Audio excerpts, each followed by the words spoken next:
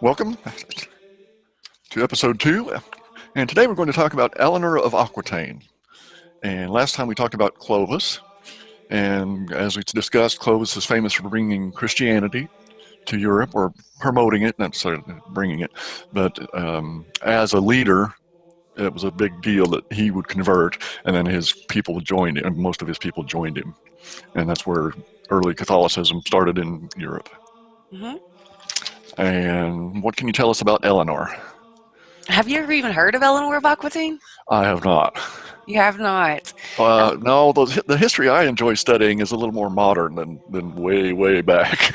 And so this is interesting for me, and it's great to be learning. So I've devoted my life to it. So I'm happy to learn anything.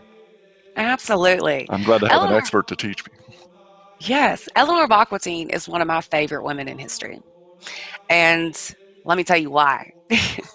Well, like you said earlier, we left off with Clovis and how he had united all of the Frankish tribes, all the Germanic tribes, and he converted them all to Christianity. And so now here it is several hundred years later, and now all of these Christians in Europe they're going to go back to the Holy Land. They're going to go back to Jerusalem, and they're going to go fight to get Jerusalem back. We call it the Crusades. That's what everybody knows them as.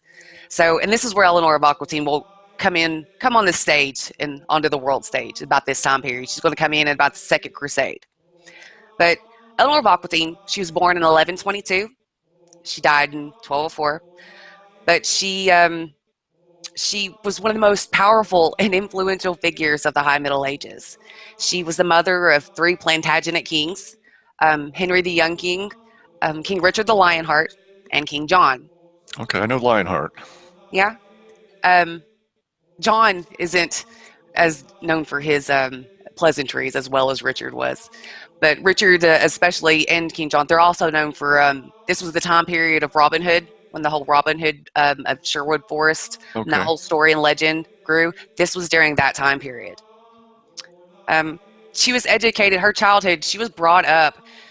She was educated by her father, who was William X, and he was also known as the Saint. He was the Count of Poitiers, and he was the Duke of Aquitaine.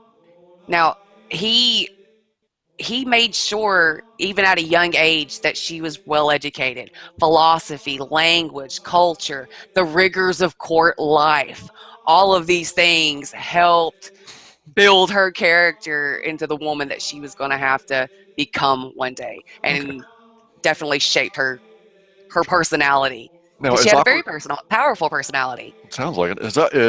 That's what education will do for you But she was actually Eleanor of Aquitaine became Duchess in her own right. She became Duchess of Aquitaine as a child. because of her So, father. yeah, because of her father. So it wasn't like she married into it or Mm, anything like that. She was a duchess in her own right. And she would later become queen consort of England and France, which is where we're going next. She married Louis VII, who was known as King Louis VII of France. And right after they got married, his father got ill and died. So both of them ascended to the throne as king and queen of France. And 1145, Pope Eugene III called for the Second Crusade, and Louis eagerly decided he was going to go. And Eleanor was going to go with him. And she did. This woman went on a crusade and fought. Jerusalem fell in 70 AD to Rome. oh, okay. hmm So now they're coming. Now the Muslim culture has come in and took over Jerusalem. It's been converted to Muslim, Sure. and now the Crusades are coming back to take back Jerusalem, I've got you. and that's what we're all crusading and doing. But it was a terrible crusade. It failed miserably. It was awful. It didn't go well for them at all. So And that they was had to go back to England. okay. Yeah. Well, sure. But Eleanor went back with him. She survived. Eleanor survived this crusade. She went with him. She survived it. So she comes back, and you know what? You're doing your thing. I'm doing my thing. We're not getting along. I don't really like you anymore. I want a divorce. Here it is, the mid 12th century. This woman has not only gone off, fought a crusade, come back and survived it, but now she is asking her husband, the King of France, for a divorce. And she gets it. The Eh, church annuls the marriage. I was going to say they're devout Christians, and that's also something that Christianity frowns upon is annulments. And as further along down in history as we'll come to learn, King Henry VIII, he made that whole ordeal famous, divorcing his wife and blah, blah, blah, and how that was a big deal with the church. But people don't realize that Eleanor of Aquitaine was a woman and asked her husband for a divorce in the mid 12th century. This woman is amazing. I love her. Well, she gets the divorce and she marries Henry II, who was the Duke of Normandy. And after King Stephen of England dies, both of them ascend to the throne as King and Queen of England. Okay, And then and that had to be unusual to have been Queen of France and then later Queen of England. that's a lot of power. That's a lot of power and influence. She's got ties all over Western Europe Yeah. now. So I mean, that had to do nothing but improve England's standings, Hmm. especially in foreign relations. She only had to have helped the situation. But it didn't matter because Henry and Eleanor didn't get along. So, which is crazy because they had 8 children together. They had 5 sons and 3 daughters, but they never got along. But Sounds like a lot of makeup sex. right, you know, but Henry was notorious for his infidelities and had a lot of illegitimate children, and Eleanor wasn't very happy, and she is rumored to have poisoned his favorite mistress, the fair Lady Rosamond. Oh my goodness. He wasn't happy about that, and there was a lot of plots with her sons to overthrow him, King Henry II, because they didn't get along. She didn't like him. She was always plotting, but that's what she's known for, Sure. helping her sons overthrow their father, King Henry II. Okay. So she was notorious for helping her sons plot, try to overthrow their father, King Henry II. Well, Henry II got wind of this and had Eleanor imprisoned for treason for 16 years. And so for 16 years, she was just shuttled in between castles and strongholds and forts. Okay. And this is probably more like house arrest than a jail cell. I would think so, with her being the queen mother. Right. Right.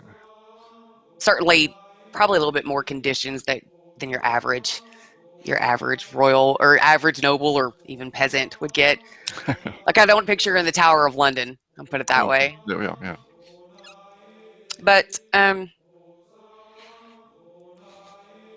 1189, Henry II dies. And when he does, his son, King Richard the Lionheart, will ascend the throne. Now, his older brother, Henry the Young King, is already dead. So, with his older brother being dead and his father being dead, that is why Richard is the one to ascend to the throne. Okay. And when he does, the first thing that he does, one of his first acts as king, is to free his mother. And he does. And so his mother becomes a big, big influence on military advising, political policies, all of that. And then shortly after she's freed and his reign begins, the Pope calls for a third crusade, and Richard eagerly goes. Okay. And as we all know, Richard doesn't survive the Third Crusade. But he did leave her regent of England while he was gone, which means she was in control of everything over England, Okay. which is a lot of power for a woman, especially during this time period.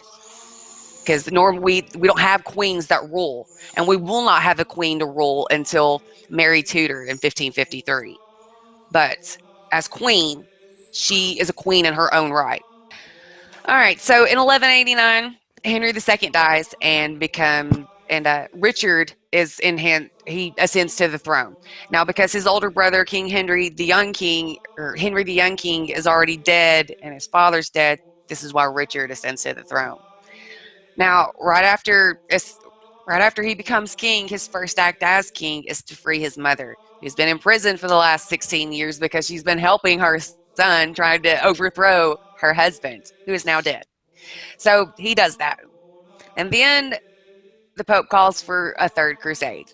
And Richard eagerly goes, leaving Eleanor as regent of England, which means she was in charge of everything of England. But as we all know, Richard dies because he does not survive that crusade. And King John ascends to the throne. And Eleanor lives long into even John's reign. Um, John was not a very good king, but he left England impoverished. He was forced to sign the Magna Carta in 1215. And that's interesting economically because that's the middle class rising to power Mhm. and basically starting to take everything over. The merchant class would have probably been called back then. And I can't really blame John. He really was left in a bankrupt state when he ascended to the throne. Unfortunately, while Richard was over, fighting his crusades, he got kidnapped a lot. And they held him for ransom, and Eleanor paid all of the ransoms. So between the crusades and all the ransoms that she paid, she left England bankrupt.